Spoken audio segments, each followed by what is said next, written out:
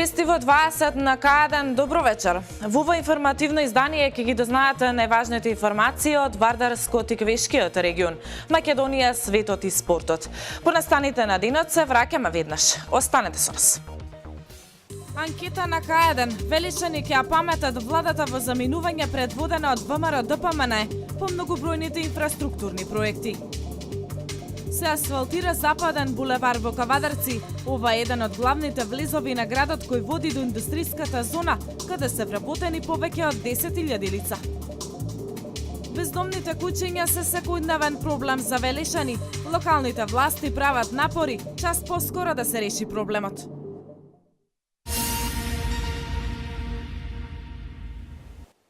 Велишани ќе ја паметат владата во заминување предводена од ВМРО ДПМН по многобројните инфраструктурни проекти. Така покажува анкетата која што ја направи К1 телевизија.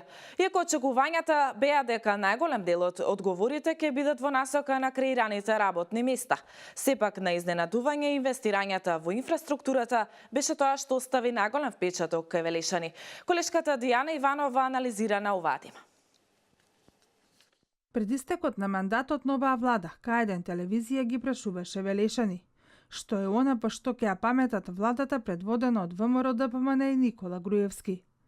Иако нашите очекувања беа дека најголем дел од одговорите ќе одат во насока на креираните работни места, на изненадување, инвестицијата во инфраструктурата беше тоа по што анкетираните Велишани ќе ја паметат оваа влада. Имаше доста се направија, доста работи ваа власт. Сашо ќе дојде нека му мисли. Било каде, дали ќе накареса што градат и тунелите што ги пробиевамо, стварно скапи инвестиции за тие. Сега нека Штип, Корчани што ќе прават и тој пат. Тие се добри инфраструктури. Ако беа ЕЗС и тоа не е работа ќе беше. Патишта, оно се градеше, ама што точно се градеше, никој не знае. Сепак се градеше доста. И поред тоа што навоѓаат маани нема да нема, мора да има маани. Се обидовме да издвоиме и ние капитални проекти кои значат подобрување на квалитетот за живот на граѓаните од Велешкиот регион. Доградбата и пуштањето во употреба на хидросистемот Лизиче, изградбата на подпорните зидови во местноста Рамина, инвестициите во болницата за белодробни заболувања Јасеново, реконструкцијата и обновата на медицинската опрема во Велешката болница, реконструкцијата на градскиот стадион и секако изградбата и пуштањето во употреба на театарската зграда. Ова е само дел од она што владата во заминување го реализираше во Велешко. Индустријската зона Каласлари е доказ за добрата соработка на локалната власт со владата во заминување. Тука се реализира и првата поголема странска инвестиција во Велес. Германски маркар несомнено обележје на проектот Инвестирај во Македонија на владата предводена од Груевски во Велес. Она за што Велешани замеруваат на досегашната влада е проектот Скопје 2014. Велат може би го разубави Скопје, но финансиски проектот бил прескап. Не се слагам она што Скопје направија, посебно оние споменици толку пари се даде. Наредната недела Македонија најверојатно ќе има новата влада. Неуспешен беше нашиот обид да дознаеме кои се очекувањата на Велешани од неа.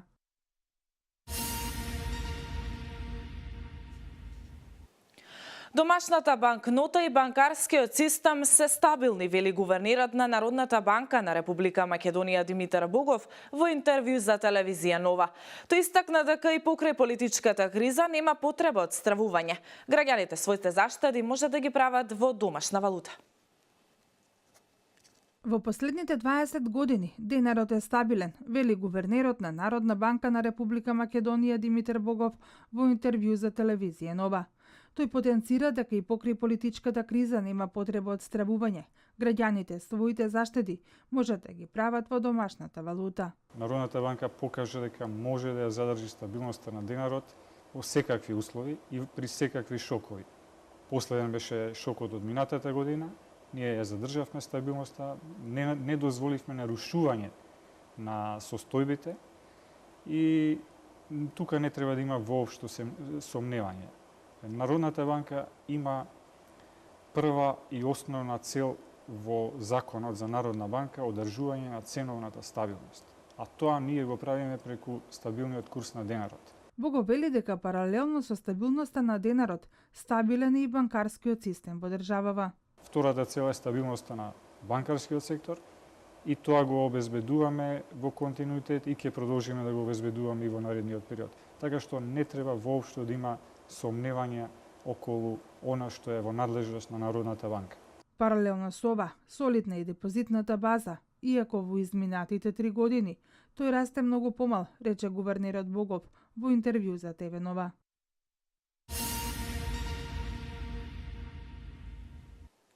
Згрижувањето на децата е во нашиот фокус. Во изминатите десетина години изградивме и адаптиравме стотина нови детски градинки и дневни центри.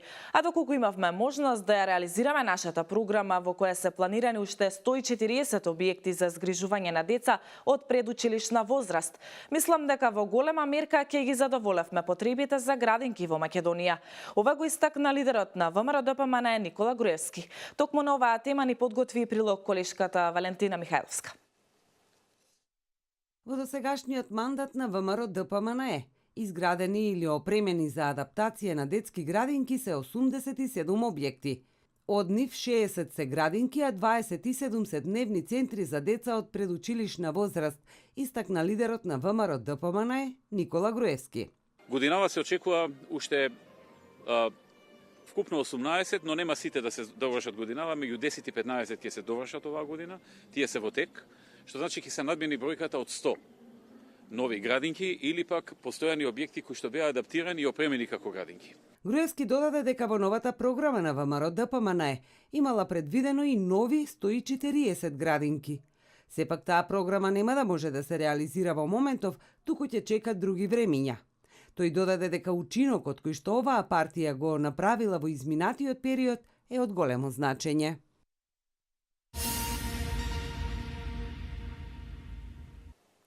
Се асфалтира Западен булевар во Кавадарци. Ова е еден од главните влезови на градот кој води до индустриската зона каде се вработени повеќе од 10.000 лица.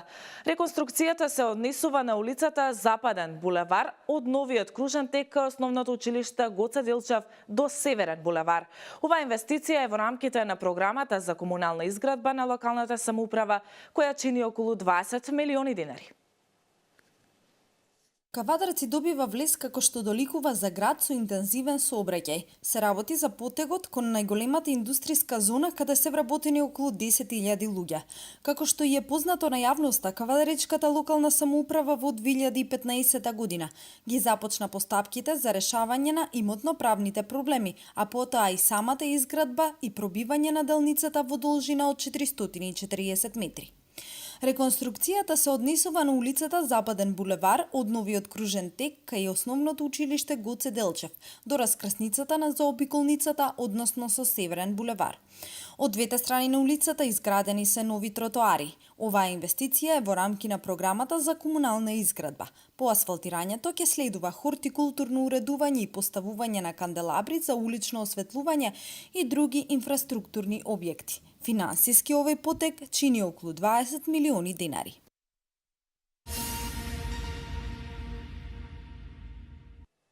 Проблемот со бездомните животни само се продлабочува и никако да се надмине во општина Велес.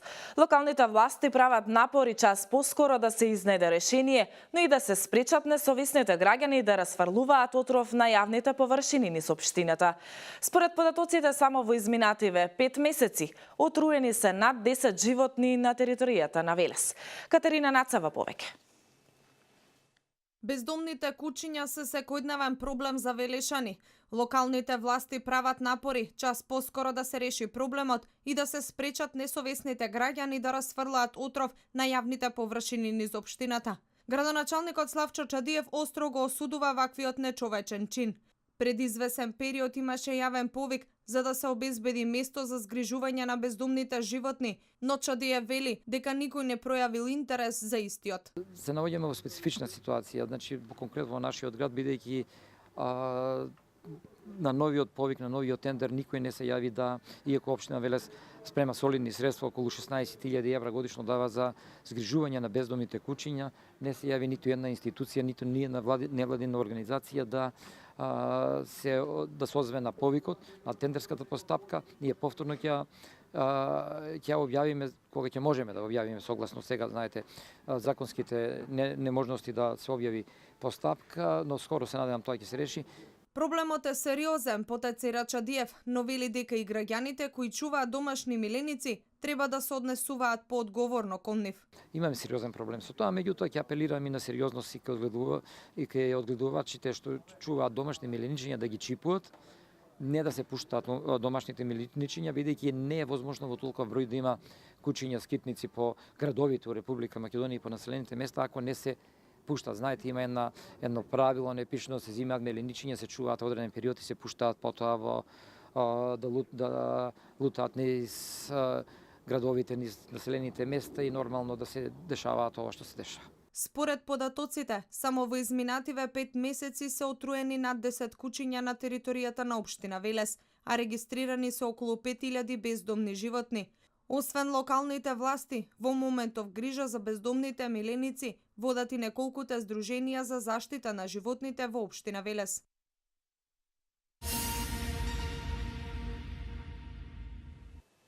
Во Народниот театар Јордан Хаџи Константинов Джинот во Велес во тек се подготовките на 2 нови театарски продукции.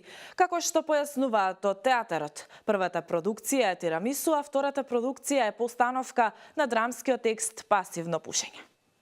Во театарот Джинот Велес во тек се подготовките на 2 нови театарски продукции.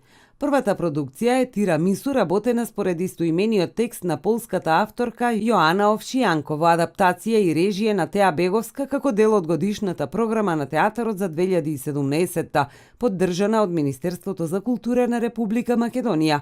Сценографијата е на Валентин Светозарев, костимографијата на Андреј Ѓоргиевски, автор на музиката е Енес Беговски.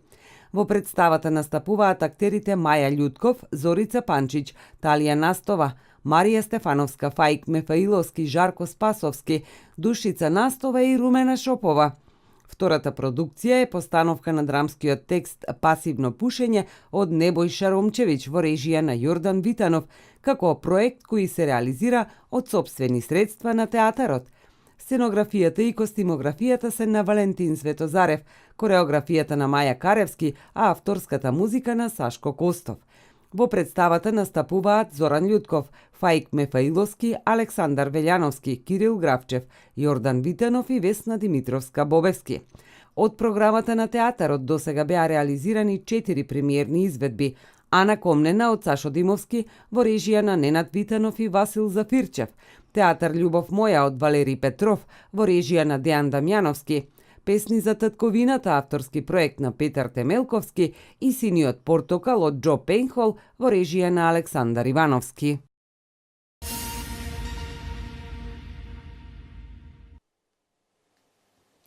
СДСМ преку соопштение до медиумите информира дека не е постигнат договор со БЕСА за влегување во новата влада и нагласува дека и покрај тоа оставаат отворени врати за соработка. И покрај тоа што во преговорите со партијата БЕСА се согласивме дека ја споделуваме определбата за итни реформи за демократски и европски развој на Македонија за одреден дел прашање, не постигнавме договор. Оставаме отворени врати за соработка околу поддршката на реформите што престојат во Република Македонија, како и за се друго од заеднички интерес за сите граѓани на нашата земја, соопшти Социјалдемократскиот сојуз. Вестите од земјава во продолжение. Зоран Заев е реизбран за председател на СДСМ на 22-иот конгрес кој се одржа во Скопје. Заев до вербата е побара пред околу 700 симпатизери и сопартици да ја води партијата. На конгресот присуствуваа новите коалициски партнери и поранешниот председател Бранко Црвенковски. Заев од говорницата порача дека од тука стартуваат реформите на новата влада, но и новиот живот во Македонија. Иако не конкретизираше до каде се преговорите со партиите, сепак рече дека Македонија веќе следната недела ќе добие нова влада.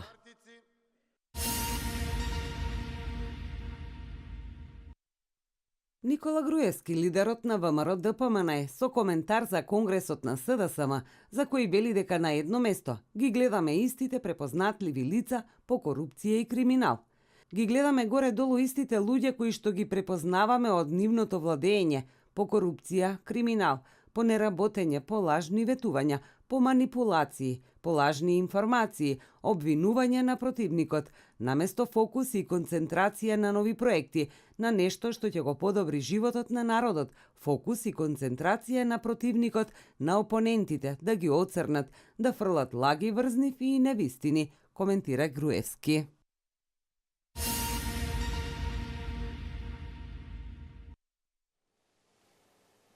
Четири лица загинаа во речиси истовремени несреќи на два мали авиони на Аљаска. Американските медиуми пренесуваат дека Националниот борд за безбедност во транспорт соопшти дека две лица погинале, а третото е повредено во падот на авион на 14 километри југозападно од Хейнс. Според изјави на сведоци, авионот се урнал непосредно по полетувањето. Од друга страна, медиумите јавуваат дека уште еден авион се урнал источно од Фербекс, при што животот го загубиле две лица. Полицијата на Аљаска соопшти дека погинале пилотот на авионот и еден патник. Да погледнеме што друго е актуелно во светот. Најмалку 54 мигранти загинаа од средата до саботата крај либискиот брег, а околу 10.000 се спасени во обид да стигнат до Европа, соопштија крајбрежните стражи на Италија и Либија, цитирани од француските медиуми. Туниската армија вчера спасила 126 мигранти од субсахарска Африка од брод што отонел крај брегот на Либија. Во петокот, над 1230 мигранти беа качени на либиски бродови и вратени во Триполи и Савија, а 2200 беа качени на воени и трговски бродови, координирани од италијанската крајбрежна стража и однесени кон Италија. Од страна на италијанската крајбрежна стража, вчера беше соопштено за 10 пронајдени трупови, а во текот на претходните денови беше соопштено за уште 44 загинати.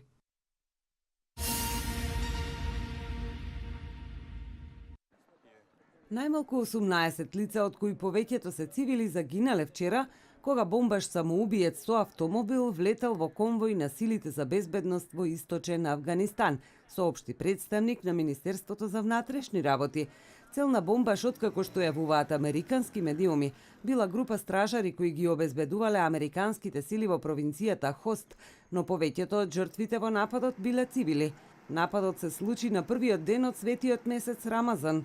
Одговорноста за нападот ја презеде портпаролот на талибанците Забихула Муџахид. Талибанците ги засилија нападите врз афганистанските безбедносни сили, откако минатиот месец најавија пролетна офанзива, потсетуваат американските медиуми.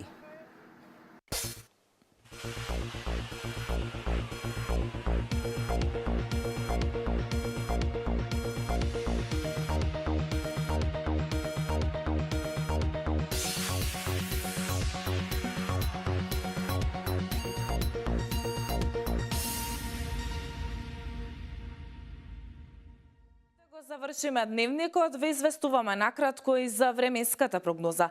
Денеска имавме променливо облачно време со повремени врнежи од дожд, особено во крајните западни и источни делови, на места проследени со ретки грмежи и краткотрајно со пораен интензитет.